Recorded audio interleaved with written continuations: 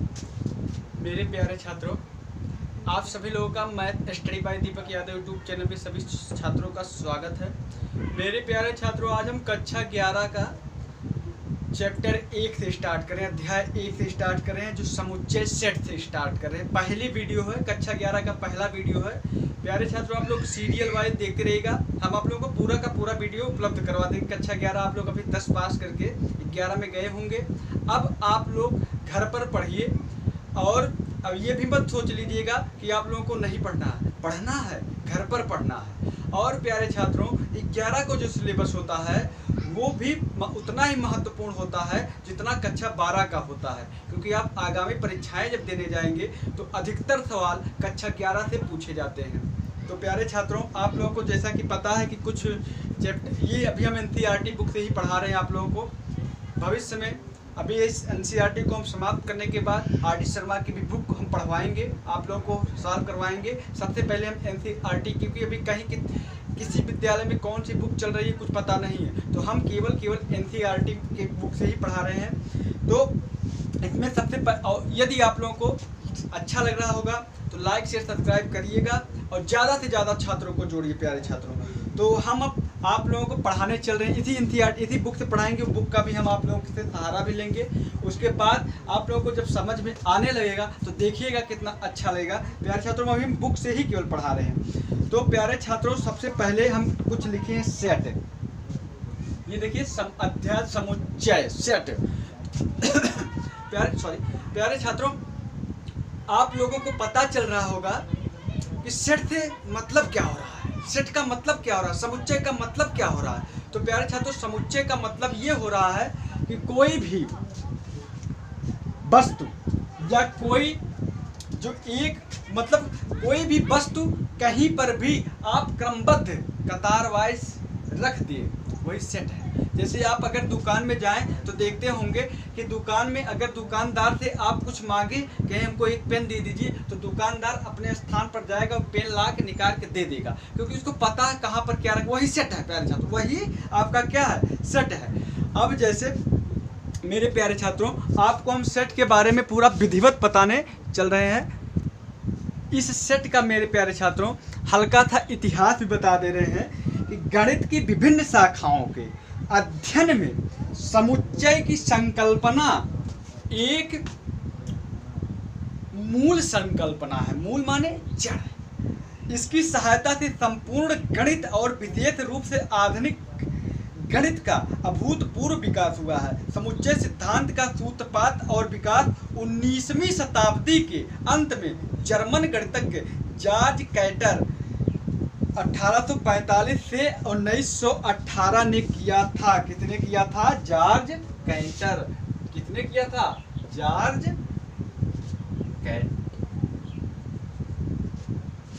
किसने किया था प्यारे छात्रों? जॉर्ज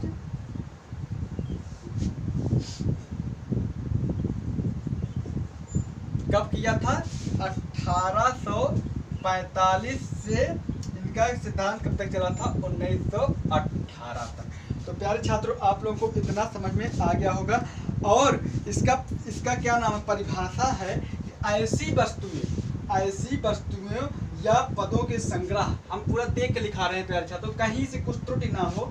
ऐसी, जब बताने को तो हमने बता दिया था एक निष्कर्ष, ऐसी वस्तुओं या पदों के संग्रह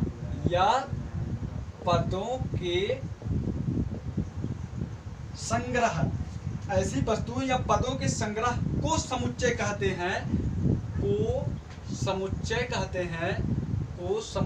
नोट करते रहिएगा, कहते हैं। कॉपी पेन जरूर ले लीजिएगा।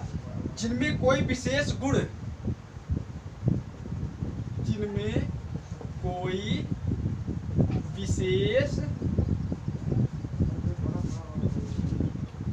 हो। तो प्यारे छात्रों, ये एक परिभाषा होगी। अथवा करके आप एक और लिख सकते हैं, उसको भी बता देते हैं मेरे प्यारे छात्रों। ये जॉर्ज कैटर, इसको मिटा दें, क्योंकि कभी कभी एक नंबर में भी इतिहास भी पूछ लेता है। तो आप लोग वस्तुओं के सुपरिभाषित समूह या संग्रह को समुच्चय कहते हैं। ये देखिए, अभी हमने जो बताया था, वस्तुओं के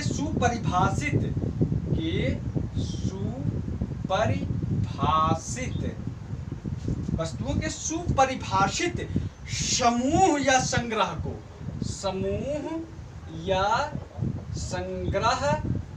को क्या कहते हैं? को समुच्चय कहते हैं। को समुच्चय कहते हैं। तो प्यारे छात्रों, इस प्रकार से ये इसकी परिभाषा हो गई। तो अब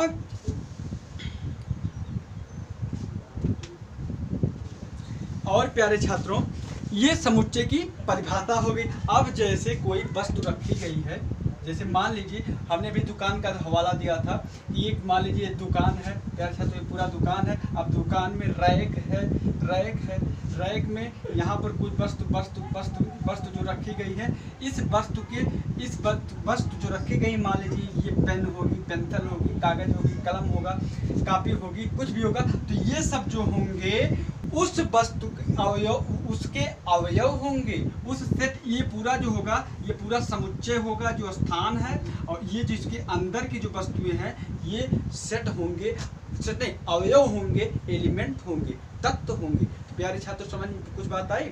यदि आई हो तो अब हम आपको गणित वाला बताते हैं। ये तो अभी तक तो ये बात थी, अब गणित के रूप में हम आप लोगों को कुछ बता देते हैं। तो गणित में जैसे मान लीजिए हमने कहा कि कुछ वस्तु छोड़ी, जैसे हमने कहा कि प्राकृतिक संख्याओं का समुच्चय बनाइए।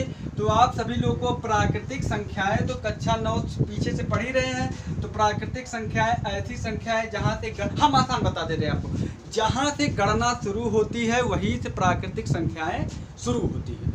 तो आप लोग गणना कहाँ से शुरू करते हैं? अभी कुछ लिखा, जैसे हमने गिनती ए, मतलब ए से कुछ पाई खींचा, ऐसे पाई खींचा, तो आप लोग गणना कैसे शुरू करेंगे? गणना ऐसे शुरू करेंगे मेरे प्यारे छात्रों, ये तो नहीं कहेंगे 0 1 2 3 4 5 6 7, क्या ये कहेंगे? कष्ट नहीं कहेंगे। कोई भी अपने भारतवर्ष में या कहीं भी अगर गिनती शुरू होती होगी तो मेरे प्यारे छात्रों कहाँ से शुरू होती है? आप सभी लोग पहले कहेंगे 1 2 3 4 5 6 7 8, मतलब 8 लाइनें हैं। तो प्यारे छात्रों, गिनती कहाँ से शुरू हुई? 1 से। तो जहाँ से गिनती शुरू होती है, जहाँ से गणना शुरू होता है, वही से लेकर अंत तक जहाँ तक गिनती की जा सके, सब संख्याएं क्या होती हैं? प्राकृतिक संख्याएं होती हैं। सब संख्याएं क्या होती हैं? प्राकृतिक संख्याएं होती है। तो अब प्यारे छात्रों, अभी कह दिया जाए प्राकृतिक संख्याओं का समुच्चय लिखिए, तो आप लोग लिखेंगे जिसे नेचुरल नंबर कहा जाता है। मेरे प्यारे छात्रों, क्या कहा जाता है? नेचुरल नंबर कहा जाता है, जिसे n से प्रदर्शित किया जाता है। तो आप लोग लिखेंगे n = 1 2 3 4 5 6 7 8 9 10 ... मतलब अनंत तक, जहाँ तक गिनती जा सके तहाँ तक। और मेरे प्यारे छात्रों, एक और लिख सकते हैं, और कुछ तरीके से भी लिख सकते हैं, यक्स सच दैट यक्स एक प्राकृतिक संख्या, इतना भी लिख सकते हैं मेरे प्यारे छात्रों। तो ये दोनों एक ही बात है, n बराबर 1 2 3 4 5 ... या फिर n बराबर यक्स सच दैट यक्स एक प्राकृतिक संख्या है।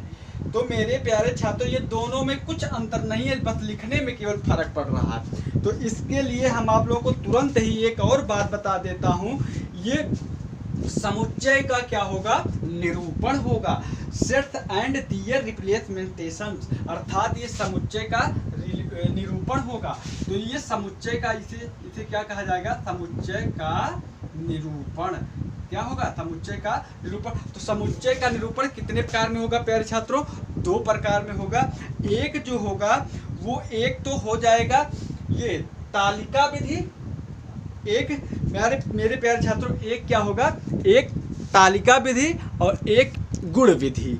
तो इस प्रकार से एक तालिका विधि होगा, या तालिका विधि को ही हम रोस्टर विधि भी कहते हैं, और एक होगा गुण विधि। तो ये प्यारे छात्रों, जो इसमें ये मैंने पहला जो लिखा है, ये आपका तालिका विधि अथवा रोस्टर विधि है, और ये मेरे प्यारे छात्रों, ये जो हमने लिखा है ये गुण विधि है। गुण विधि, इसमें गुण, इसका गुण बताया जा रहा है। इसमें क्या बताया जा रहा है? गुण, कि ये एक प्राकृतिक संख्याएं हैं। और ये तालिका में डायरेक्ट हमने क्या लिख दिया? संख्या ही लिख दिया, लेकिन हमने इसका एक गुण बताया। जैसे हमने एक समुच्चय लिखा, मान चलिए n बराबर लिखा है, समुच्चय लिखा 2 4 6 8 डॉट डॉट ऐसे लिख दिया। और अब देखिए इसमें हमने संख्या लिख दिया। आप लोगों को दिमाग में दिखाई पड़ रहा होगा इसका मतलब क्या है, कि सभी सम संख्याओं का समुच्चय है ना मेरे प्यारे छात्रों, ये सभी सम संख्याओं का समुच्चय है, दिखाई पड़ रहा होगा। तो हम इसको गुण विधि से लिखने के लिए क्या लिखते हैं? यक्स सच दैट यक्स, एक x such that x, x जहां यक्स सम संख्या है, सम संख्या है। तो प्यारे छात्रों देखिए ये बात समझ में आ रही कि नहीं? अब इसका एक गुण हो गया कि अब अगर हम लिख दिए यक्स सच दैट यक्स, जहां यक्स एक सच दैट संख्या, तो अब सम संख्या क्या? 2 भी सम संख्या हो सकती है, 4 भी सम संख्या हो सकती है, 6 भी सम संख्या होती है, 8 भी सम संख्या होती है, 10 भी सम संख्या, ऐसे जहां तक सम संख्या हो पाए सभी सम संख्याओं का समुच्चय। ये आपका गुण विधि हो गया, ये आपका क्या हो गया? रोस्टर विधि या तालिका विधि। तो प्यारे छात्रों संख्याओं का जो समुच्चय का जो निरूपण था वो आप लोगों को हमको लग रहा है कि समझ में आ गया होगा। तो बस इसी पर अब इसी पर आपका पूरा का पूरा ये प्रश्नावली है जो हम तुरंत अभी हम धीरे धीरे पढ़ा रहे हैं। जो जैसे इस प्रश्नावली में है जिस अध्याय से पहले अभी विलांग सब कुछ है, लेकिन जैसे जैसे जो प्रश्नावली है हम सब लिखाते चल रहे हैं और पढ़ाते चल रहे हैं। आप लोग लिखते भी रहिए, पढ़ते भी रहिए, समझते भी रहिए, आगे बढ़ते भी रहिए, लेकिन एक काम और भी करते रहिए, सब्सक्राइब और लाइक और शेयर अधिक से अधिक छात्रों को जोड़ते भी रहिए। ये भी आपका कर्तव्य है।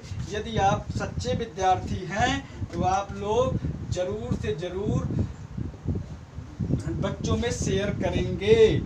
अगर आप हमको देखिए, ध्यान दीजिए, कुछ और हम लिखा देते हैं। हम नीचे ऐसे समुच्चय के कुछ और उदाहरण दे रहे हैं जिनका प्रयोग गणित विशेष रूप से किया। अब जैसे अभी हमने यन लिखा था ना, यन को हम सदैव किससे प्रदर्शित करेंगे? इसको हम प्राकृतिक संख्याओं से, प्राकृतिक संख्याओं का ये समुच्चय, इसे हम किससे प्रदर्शित करेंगे? यन से। और उसके बाद जड़ है, जड़ को हम किससे प्रदर्शित करेंगे? पूर्णांक संख्याओं का समुच्चय। अब पूर्णांकों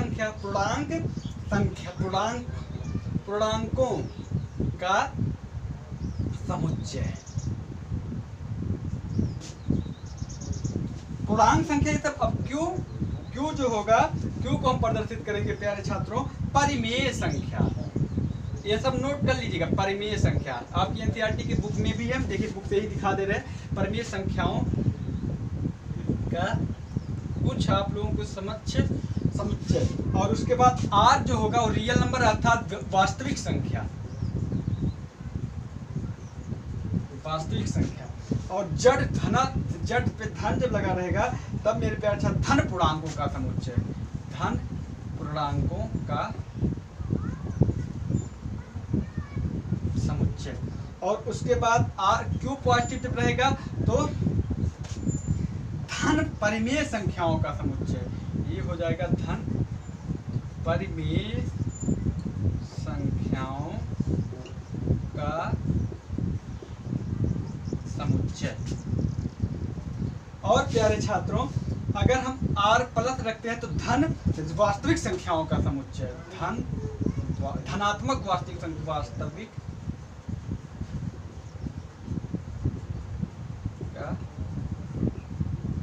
एक एक उदाहरण सबका देख लीजिए, एक एक एग्जाम्पल भी देख लीजिए मेरे प्यारे छात्रों। बहुत ही हम ईमानदारी से आप लोगों को पढ़ाने का प्रयास कर रहे हैं और आप लोग बहुत ही ईमानदारी से मेरे प्यारे छात्रों पढ़ते भी रहिएगा, शेयर भी करते रहिएगा और प्रयास करते, सब्सक्राइब भी करते रहिएगा। और पूरा वीडियो आप लोग देखते, जैसे प्राकृतिक संख्याओं का हमने बता दिया। अब पूर्णांक का देख लीजिए, पूर्णांक अब ये जड़ बराबर हम लिख सकते हैं पूर्णांक माने सभी पूर्णांक, धन हो या माइनस हो, कुछ से मतलब नहीं। हम यहाँ से लेकर अब यहाँ से माइनस इन्फिनिटी से लेकर प्लस इन्फिनिटी तक, माइनस इन्फिनिटी से लेकर प्लस इन्फिनेटिव तक। तो कहने का मतलब क्या मेरे प्यारे छात्रों, अब यहाँ देखिए डॉट डॉट, हम यहाँ -3 कामा -2 -1 0 1 2 3 डॉट डॉट ऐसे लिख सकते हैं, ये जड़ से प्रदर्शित हो जाएगा। तो इतना समझ में आ गया होगा। अब परिमेय संख्या, तो परिमेय संख्या क्यों ऐसी संख्या, आप परिमेय संख्या आप लोग जानते हैं जो p/q के रूप में व्यक्त की जा सकती है, जो संख्या है वो परिमेय संख्याएं होती हैं। तो ये तो अब हम यहाँ भी पूरा सब परिमेय संख्या है, कोई भी परिमेय संख्या, जैसे यहाँ पर इन्फिनेटिव से लेके माइनस इन्फिनेटिव से लेके प्लस इन्फिनेटिव तक, अब इसमें भी सब परिमेय संख्या हो जाएगी। जैसे 3/2 भी हो गई, या 1/2 भी हो गई, 7/11 भी हो गई, मतलब 1 हो गया, 2 हो गया, 3 हो गया, -1 गया, -0 हो गया, मतलब 0 नहीं, 0 भी वैसे 0 नहीं। तो ये सब परिमेय संख्याएं हो जाएंगी। और उसके बाद ये इसका समुच्चय हो गया। अब वास्तविक संख्या, रियल नंबर, सब रियल नंबर, जितने नंबर दिखाई दे, परिमेय संख्या, पूर्णांक संख्या, प्राकृतिक संख्या, धन पूर्णांक संख्या, जो भी संख्या दिखाई पड़ जाए सब परिमेय संख्या, सब रियल नंबर होती है। तो इसलिए इसका हम करते हैं r बराबर प्लस माइनस इन्फिनेटिव। अब इन्फिनेटिव तो पता ही नहीं है क्या है, तो इन्फिनेटिव हम नहीं यहाँ पर देंगे, -1 -2 -3 बस सॉरी गड़बड़ हो गया, यहाँ -3 लिखना चाहिए था, -2 -1, और उसके बाद मेरे प्यारे छात्रों 0 ए होता 2 3 डॉट डॉट। अब यहाँ इसमें हम 1/2 7/5 18/13 कुछ भी लिख सकते हैं। और प्यारे छात्रों धन परिमेय संख्या, तो धन परिमेय संख्या क्या, इसमें ये जब भी हमने धन परिमेय संख्या में से केवल जो ये धन वाला पार्ट है इसका समुच्चय हो जाएगा। धन वास्तविक संख्या, अब धन वास्तविक संख्या में से केवल ये धन वाला जो पार्ट है वो इसमें हो जाएगा। तो इस प्रकार से ये आप लोगों को समझ में आ गया होगा। और यदि समझ में आ गया होगा तो बहुत जल्दी से प्रश्नावली आप लोगों को प्रश्नावली 1.1 समाप्त कर देते हैं, और उसके बाद फिर हम आप लोगों को अगला वीडियो जो बनवाएंगे उसमें अगली प्रश्नावली के बारे में भी बता देंगे, ध्यान दीजिएगा। देखिए मेरे प्यारे छात्रों, लिखा प्रश्नावली 1.1 में निम्नलिखित में से कौन से समुच्चय है, अपने उत्तर का औचित्य बताइए। लिखा पहला लिखा जे अक्षर से प्रारंभ होने वाले वर्ष के सभी महीनों का संग्रह। तो जे अक्षर से कौन, अब हम सबसे पहले सभी महीनों के नाम लिख देते हैं। देखिए जनवरी आता है, जनवरी में जे स्टार्ट होता है, फरवरी में जे तो होता ही नहीं है। हम कुछ भी यहाँ पे लिख सकते हैं, यहाँ निश्चिंत है, स्वतंत्र हम ए बराबर ही लिख देते हैं, कुछ लिख सकते हैं। जे जनवरी हो गया, फरवरी में जे होता नहीं, मार्च में जे शुरू में होता नहीं, अप्रैल में जे होता नहीं, मई में जे होता नहीं, जून आ गया।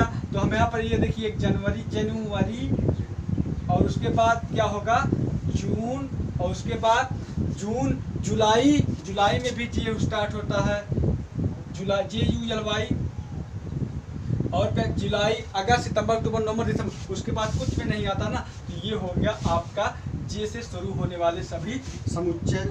और उसके बाद भारत के दूसरा है, भारत के 10 सबसे अधिक प्रतिभाशाली लेखकों का संग्रह। अब 10 प्रतिभाशाली, अब आप किसको खोजेंगे 10 प्रतिभाशाली लेखक भाई, सभी तो प्रतिभाशाली लेखक हैं। अब इसमें से किसको आप निकालेंगे 10 सबसे अधिक प्रतिभाशाली, तो हम इसको समुच्चय में नहीं कर सकते। और विश्व के सर्वश्रेष्ठ 11 बल्लेबाजों का, अब भाई विश्व में आप किसको सर्वश्रेष्ठ बल्लेबाज गिनेंगे, कहाँ से निकालेंगे, तो इसको भी हम किस आधार पर निकालेंगे, अधिक रन बनाने के आधार पे, या बढ़िया, या फिर किस आधार, अधिक शतक लगाने के आधार पर, किस आधार पे हम निकाल, इसको भी हमने। और उसके बाद विश्व के सर्वश्रेष्ठ 11 बल्लेबाजों का संग्रह हम नहीं कर सकते। आपकी कक्षा के सभी हाँ, हम अपनी कक्षा के सभी बालकों का संग्रह कर सकते हैं। कैसे, क्योंकि एक कमरा रहेगा प्यारे छात्रों, कमरे में 100 बच्चे, 20 बच्चे, 40 बच्चे, जितने बच्चे बैठे रहेंगे हम सब बच्चों को देख सकते हैं कि नहीं देख सकते, हम उसमें कर सकते हैं। ये भी होगा आपका समुच्चय। और उसके बाद 100 से कम सभी प्राकृतिक संख्याओं का समुच्चय, हाँ प्यारे छात्रों 100 से कम सभी प्राकृतिक संख्याओं का समुच्चय हो सकता है। जैसे मेरे प्यारे छात्रों प्राकृतिक संख्याएं, अभी प्राकृतिक संख्याएं मान नेचुरल नंबर, इसको हम प्रदर्शित किससे करेंगे, n से। तो 100 से कम, तो 1 तो है 100 से कम, 2 तो है 100 से कम, 3 तो है 100 से कम, 4 भी 100 से कम है, 5 6 7 8 9 डॉट डॉट डॉट कहाँ तक 99 तक। क्योंकि 100 अगर कर देंगे तो 100 से लिखा गया 100 से कम, तो 100 से कम 99 तक ये इसका समुच्चय हो जाएगा, ये भी है। और उसके बाद लेखक प्रेमचंद द्वारा लिखित उपन्यास। हाँ प्यारे छात्रों, अब लेखक प्रेमचंद के जितने उपन्यास हैं सबको मतलब हमको तो इसमें कितने उपन्यास है नहीं पता, मालूम है, क्लियर नहीं है, लेकिन जितने हैं उतने तो हैं, तो ये भी समुच्चय है। और सभी समपूर्णांकों का संग्रह। अब सभी समपूर्णांकों का संग्रह प्यारे छात्रों, सभी समपूर्णांकों का संग्रह, तो ये भी तो आप लोग लिख सकते हैं ना, सभी समपूर्णांकों का संग्रह। पूर्णांक मतलब जड़ से प्रदर्शित करते हैं, चाहे जो पूर्णांक हो, सभी समपूर्णांकों का संग्रह। तो प्यारे छात्रों 2 है, 4 है, 6 है, 8 है, 10 है, डॉट डॉट, अब जहाँ तक सब ये भी तो हो जाएगा ना। और उसके बाद इस अध्याय में आने वाले सभी प्रश्न। अब इस अध्याय में कुल कितने प्रश्न है? इस अध्याय में कुल 6 प्रश्न है, तो ये भी तो पता, ये भी है, ये भी आपका समुच्चय है। बाकी दूसरा, तीसरा और 9वां ये समुच्चय नहीं है, बाकी सब समुच्चय है। तो प्यारे छात्रों इतना आप लोगों को समझ में आ ही गया होगा। और अब हम आपके बीच में सवाल नंबर देखिएगा लेकर आ गए हैं दूसरा वाला। दूसरा वाले में क्या दिया गया है? मान लीजिए ये दिया है कुछ, ये बराबर 1 2 3 4 5 6 तक दिया गया है। और उसके बाद कहा कि रिक्त स्थानों में उपयुक्त प्रतीक। अब उपयुक्त प्रतीक, कुछ प्रतीक, 2 प्रतीक, एक प्रतीक ये दिया गया है, एक प्रतीक ये दिया गया है, भरिए। अब पहला सवाल दिया गया है, ध्यान दीजिए, 5 डॉट डॉट डॉट ए। दूसरा थोड़ा हम रोक के कर देते, नहीं तो वीडियो बहुत लंबा हो जाएगा, हम लिख दें तब उसके बाद भरते हैं। प्यारे छात्रों ध्यान दीजिए, इसमें ये जो चिन्ह लिखा गया है इसका मतलब होता है प्रदर्शित, इसमें है। जैसे कोई वस्तु है, अब इसमें ये 5 है, इसमें तो 5 है ना, तो इसमें किसका निशान लगेगा? बिलांग का। मतलब ये 5 जो है इस सेट में है, तो इसमें बिलांग का चिन्ह लग जाएगा। अब क्या इस सेट में 8 है? नहीं है, तो नॉट बिलांगिंग। मतलब ये 8 जो है इस ए वाले सेट में नहीं, देखिए 8 है कहीं नहीं है, इसलिए नॉट बिलांग। मतलब इसमें है नहीं, स्थित नहीं है। इसका अर्थ होगा क्या? स्थित नहीं है। और इसका अर्थ होगा क्या? स्थित है। अब 0 भी नहीं है, तो नॉट बिलांग। अब देखिए 4 है तो बिलांग, और उसके बाद 2 है बिलांग, और उसके बाद 10 नहीं, नॉट बिलांग। तो प्यारे छात्रों ये सब आप लोगों को समझ में आ गया होगा। तो अब हम सवाल नंबर 3 से लेकर सवाल नंबर 6 तक ये आपको अगले वीडियो में बताएंगे। यदि आप लोगों को इतनी बात समझ में आई हो तो आप लोग कमेंट जरूर करिएगा और अधिक से अधिक छात्रों को शेयर करिएगा। और प्यारे छात्रों ज़्यादा से ज़्यादा, और आप लोग सब्सक्राइब जरूर कर लीजिएगा, क्योंकि जब हम तुरंत अपलोड करेंगे जैसे वीडियो को, आपके नोटिफिकेशन में पहुंच जाएगा। आप लोग देखते रहिएगा और रेगुलर हम लोड करते रहेंगे। हो सकता है कल अब 12 का लोड करें, 1-2 दिन के अंतराल पर रेगुलर आपकी वीडियो जाती रहेगी प्यारे छात्रों। तो इसी के साथ अब धन्यवाद।